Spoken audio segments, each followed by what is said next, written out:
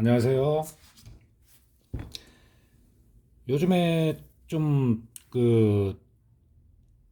명품 복원 기술을 좀 배우고자 하시는 분들이 연락이 옵니다. 기술이라는 것이 뭐냐면은 평생을 가는 거죠. 그리고 포기하지 않고 있으면 저같이 이렇게 일을 받아서 수입을 내고, 그게 어떻게 보면 가장 크죠. 가장 크고, 이제 뭐 교육이랄지 아니면 복원을 배우게 되면은 많은 약품을 배우게 되기 때문에 어 공예 학교 수업 있죠? 공예로 해서 수업을 하시는 분들도 굉장한 도움이 됩니다. 약품 몇 가지 알아가지고 그냥 저기 하는 것보다 기술적인 거잖아요. 요즘에 뭐 예를 들어서 인터넷에서 구매를 해서 패키지 아니면 뭐 수업용 키트 이런 걸 구입해서 수입을 할 것 같으면은 뭐 자격증만 가지고 있어도 다 아는 것이죠. 하지만 전국적으로 일을 받는 명품 복원 일은 저는 이렇게 생각합니다. 교육도 교육이고 좋은 나와 같은 마음으로 같이 가실 분을 만날 수도 있고 할 수 있는 게 아주 많다는 것이죠. 나중에는 기술을 교육을 해서 수입을 낸다.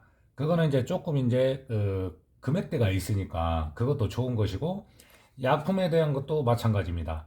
약품을 나중에는 어, 좀 판매까지도 생각을 해도 돼요. 제가 이제 알려드리는 약품 그걸로 해서요. 그리고 이제 정규 회원도 이렇게 한 분 한 분 늘어나고 있고, 나중을 생각해서 지금 당장이 아닌 나중을 생각하면은 나쁠 것이 없는 것 같습니다. 지금 이 가방이 한 이틀 정도 1차 염색을 하고 건조를 했어요. 악어 가방이죠, 악어. 굉장히 딱딱하고 그러다 보니까 이제 2차 염색을 할 때 이런 주름 틈 사이까지 꼼꼼하게 해야 됩니다. 그리고 일을 하다 보면은 손님하고 처음에 상담을 했는데, 어떠한 부분은 이렇게 하는 것이 좋겠다, 그런 것이 있잖아요. 원래는 여기 안에 있죠. 이 지퍼 있는데 빼고 이 안에까지 블랙으로 하기로 했는데, 이제 여기 단면도 다 이제 해야 되죠. 블랙으로 해야 되는데, 손님한테 제가 다시 연락을 했습니다. 그냥 손잡이 라인까지만 하는 것이 어떻겠느냐 그랬더니, 손님도 좋다고 그러죠. 왜냐면 여기도 회색, 여기도 회색이니까 남겨놓고요. 가죽 잠바 같은 경우에도요, 안감이나 뭐 주머니 안쪽 이런 데까지 설명을 해드리고, 거기까지 안 하셔도 됩니다. 이제 날이 더워지고 그러면 가방도 마찬가지고, 너무 안쪽까지 하면은 날씨가 많이 더우면은 찐덕거릴 수가 있어요. 그러니까 안 좋은 점이 있을 때는 미리 얘기를 해드리고, 가죽 자켓 부분 제가 주머니랑 잘 안 합니다. 왜냐면 목덜미 부분 이런 부분은 빼놓고 하셔도 돼요. 그 이제 손님하고 상담을 해서 손님이 그렇게 하도록 할게요 하면은 진행을 하는 겁니다. 블랙으로 이제 색상을 올려줘야 하는데, 여기에서 끝이 아니고 가방 하나, 뭐 자켓 하나 이렇게 한다고 해도 여러 번 제가 영상을 올리잖아요. 오늘 이제 블랙으로 염색을 하면은 한 이틀 정도, 뭐 3일도 좋고요. 완전히 고착이 될 때까지 놔두고 그냥 냅뒀다가 이상이 없는지 확인을 한 다음에 마지막 공정이 들어가는 겁니다. 약품은 저는 이제 일을 많이 이제 받으니까 이 큰 병으로 하는데요. 항상 흔들어서 사용을 하는 것이 좋아요. 침전이 많이 됩니다. 자, 그러면 약품 준비를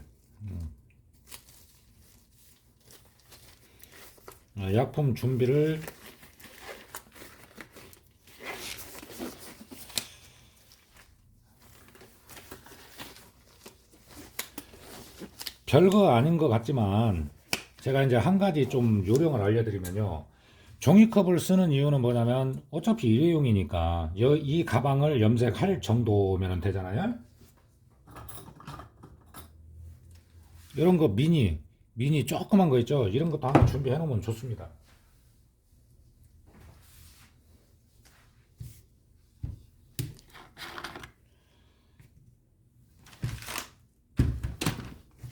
이렇게 해서 여기 밀봉이 돼야 되기 때문에 살짝만 이렇게 열어서 쓸 만큼 딸고 다시 이제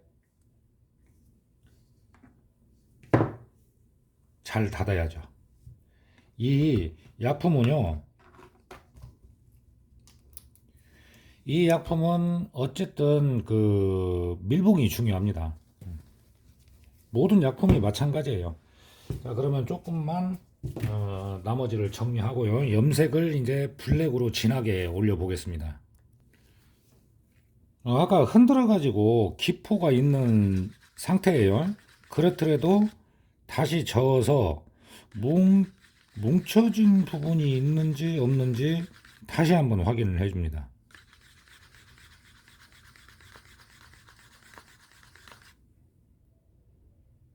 이 정도면은 이제 고르게 떨어지는 것이죠. 이걸 확인을 해야 돼요. 약품을 많이 안 쓰고 그러다 보면은 저도 이제 약품을 한 번 살 때 보통 저는 뭐 손이 큰 건 아닌데 20병을 사요. 20병씩. 그리고 이제 약품 같은 경우에는 뭐 5병 단위로 박스가 이렇게 있기 때문에 내가 한 병 필요하다고 해서 한 병만 주문하고 그럴 수는 없습니다. 뭐 개인한테 팔아주는 것만 해도 고맙죠. 자, 그러면 이 바닥면부터 염색을 하면서 차근차근 보여드리겠습니다.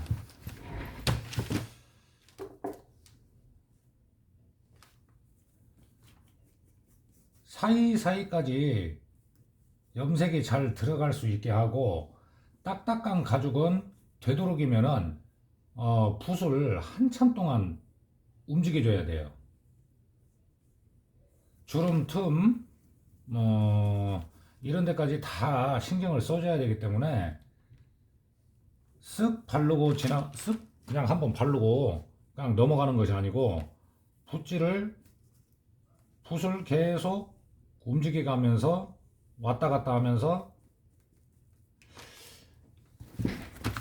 자, 여기 보시면은 지금 이제 까맣고 광택이 올라가고 있죠. 그래도 계속 이렇게 확인을 하면서 내가 염색 약품을 바른 구간을 한참 동안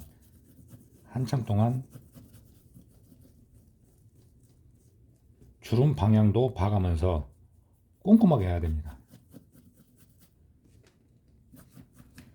빈틈없이. 그리고 이제 염색약품, 가죽 염색약은 기본적인 광택이 있다는 것을 늘 손님한테는 얘기를 해줘야 되는 것이죠.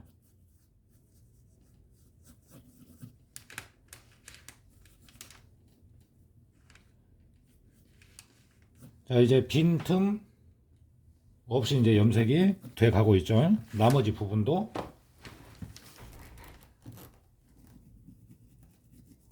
염색을 할 때는요, 습관을 들였을 때 좋은 게 뭐냐면 이 바닥면을 지금 염색을 하고 있잖아요.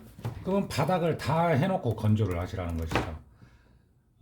그 이유가 뭐냐면요, 만약에 밝은 색이나 색상이 블랙이 아닌 경우에는 2번 건조를 하게 되면은 약간 얼룩처럼 보이는 제품들이 있어요. 주의해야 됩니다. 그래서 제가 항상 강조하는 게 뭐냐면 염색을 할 때는 한 칸씩을 해줘라, 그겁니다. 오늘 토요일인데 어떻게 그 어디 나들이들 가셨어요? 저도 이제 좀 토요일, 일요일은 좀 쉬고 싶은 생각이 들더라고요. 뭐 100세 시대에 아직 젊기는 하지만은 아이고, 그냥 벚꽃도 못 보고 마음적으로는 심란합니다. 벚꽃도 구경으로 가고 뭐 요즘에는 이제 그런 게 많이 없어졌지만 파전에 막걸리도 한잔하고 그러면 좋잖아요. 근데 이제 낮에 못 가고 이제 해 떨어지면 간다는 거. 그런데 지금 제가 젊었을 때 이렇게 열심히 살지 않으면 나이 먹었을 때 좋을까요? 희생이라는 생각보다는 나이를 먹고 그랬을 때 조금 더 여유롭게 살기 위해서 그냥 그럽니다.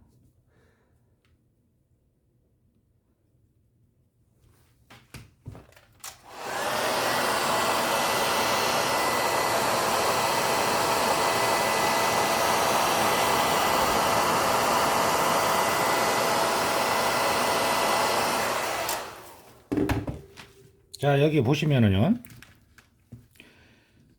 분명히 약간 안 보이는데 여기에 지금 염색 약품이 지금 뭉쳐 있어요. 건조를 하다 보니까.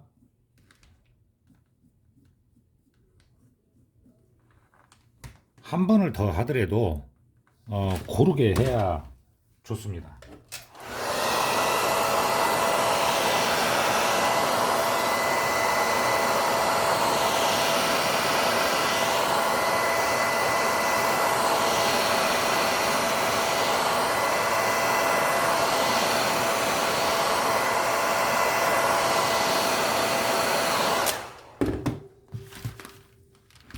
바닥면은 어느 정도 괜찮게 된 것 같아요. 이 바닥면과 여기를 비교를 해봐도 확실한 차이가 느껴지고요. 그리고 이제 저에게 기술을 배우고자 하시는 분이 물론 이렇게 영상을 보고 차분히 준비를 하시는 분도 있지만, 만약에 단기간에 좀 나는 일을 시작을 해야 되고 빨리 배우고 싶다 하신 분들은 상담을 오시면 됩니다. 지금 이 가방이 뭐냐면 딱딱한 악어 가죽이잖아요. 악어 가죽은 한 번 염색을 하고 내일 정도, 하루 정도 놨다가 어디에 이상이 없는지 손으로 살짝 이렇게 문질러 봤을 때 벗겨짐이 있는지 꼭 확인을 해야 됩니다. 오늘은 이제 그 딱딱한 가죽을 염색하는 것을 좀 보여드렸는데요. 1차 염색을 한 후에 표면이 딱딱하다고 해서 1차 염색이 건조가 안 됐는데 다음 작업을 하면 좋지가 않습니다. 그렇기 때문에 항상 건조는 중요한 거고요. 염색은 딱딱한 가죽은 한 번 염색을 했을 때 뭔가 미흡한 점이 있으면 두 번을 해줘야 돼요. 그거 좀 도움이 되셨으면 합니다.